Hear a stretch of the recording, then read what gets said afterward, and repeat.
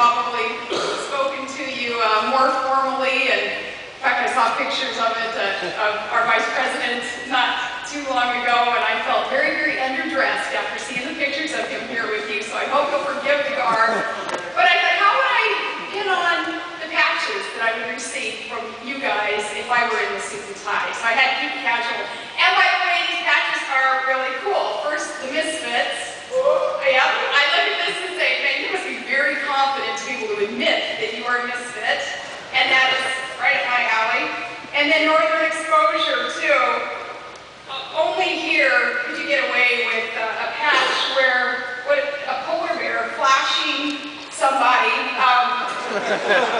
And our hometown boy, Chad Carpenter, the artist who designed that, or who helped with that. I think that's awesome. What you are doing over here truly is appreciated. A peacekeeping effort. Ronald Reagan had said that America is still the abiding alternative to tyranny. That is our role. That is our role. That's what America is for. Remember, Ronald Reagan used to talk about America being that shining city on a hill, where we're a beacon of hope, of light for the rest of the world, because we stand for freedom. And what you're doing here is securing freedom for other people, which does help secure freedom in America. Personally, I gotta thank you, not as a politician, not as a governor, but as a mother. I want to thank you guys for helping make our country a better place for my children to live. I'm very honored that my son has chosen to enlist in the United States Army. He's over in Iraq right now with the Stryker Brigade, and I told Track that I was coming on over here to Kosovo, and I think he was afraid that I was going to take a little jaunt over to his neck of the woods, and I think he was scared to death because he's like, you're not coming over here, are you, Mom? There's no way, right? He does not like the limelight at all. But when I told him that I was coming over here, he was very proud that I have this opportunity and that I would take this opportunity. In fact, he sent an email saying, good deal, I hope everyone over there is doing well. I hope everything is good for them, for you guys over there. And I pray that the wounded soldiers get better, have fun, because we're heading over to Germany to see our wounded soldiers next. But very proud that my son would recognize too, as you all have, and you all for many years have recognized, that you have an opportunity to serve something greater than self. You are selfless in this service, and your families who support you, and your employers who support you, they are being selfless. And we need more in our country who are just like you.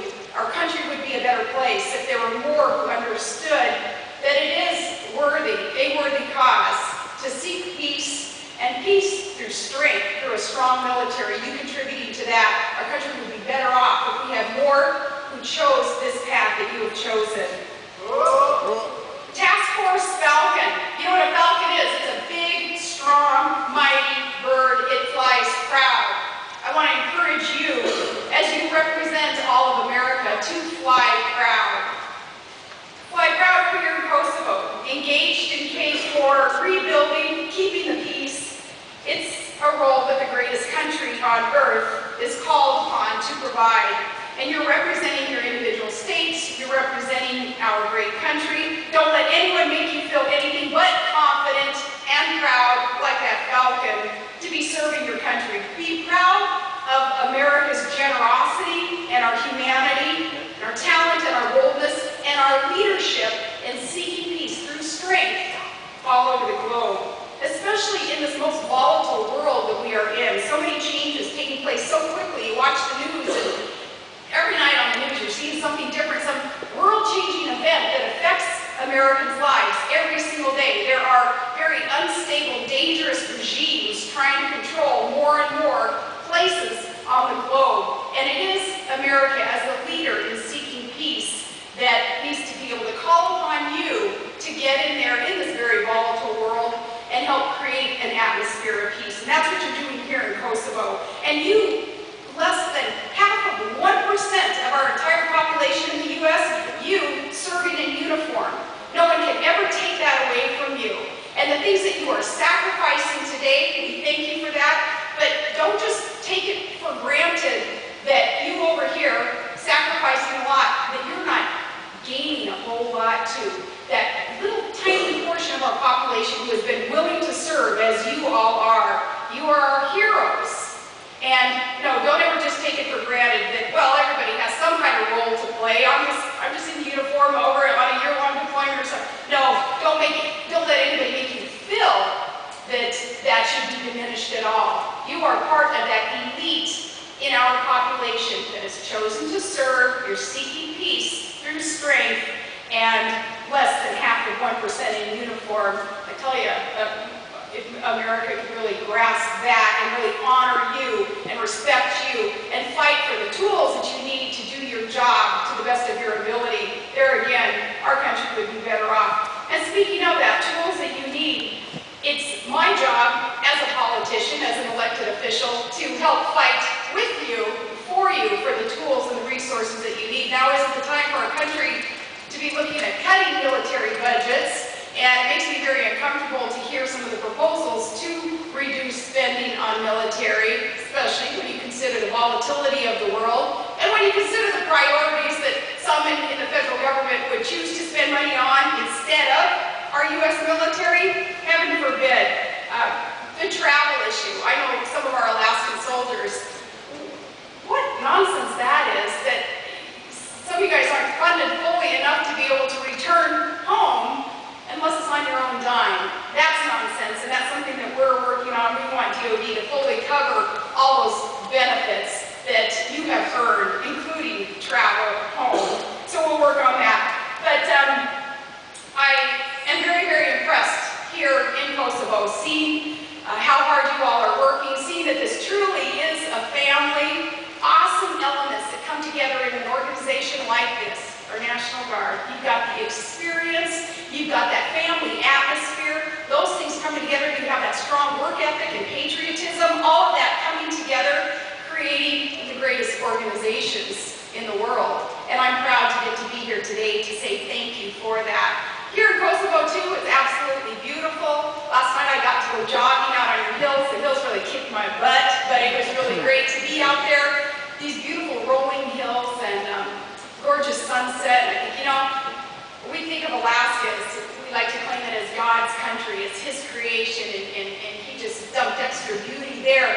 But here, halfway across the world, it really makes me realize how gorgeous and beautiful and pristine the rest of the world is too. So I thank you for helping to secure it, for helping to clean it up in more ways than one.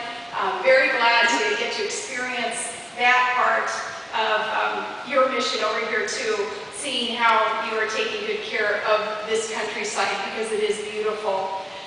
I'm going to just wrap it up with the opportunity that I want to take to have pictures taken with you and to get to shake your hand and thank you.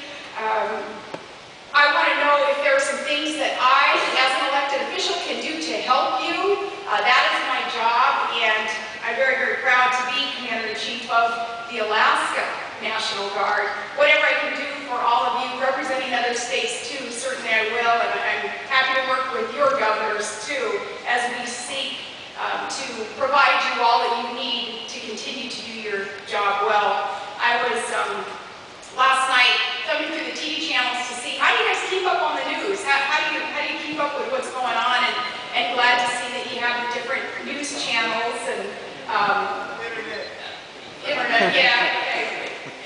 Yeah, because some of that stuff you see on TV, you know, you don't know if you want to believe it. In fact, last night, turning on one of the news channels, I was surprised to see my face, and it was a joke that had been told. You know, poor guy, the governor of South Carolina, he disappeared for a couple days. Well, come to find out, Professor Frank shouldn't have been doing what he was doing.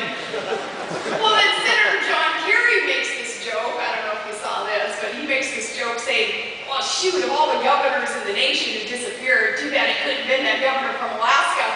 Well, when he said it, you know, he looked quite frustrated, and he looked so sad. And I just want to reach out to the TV and say, John Kerry, why the long face?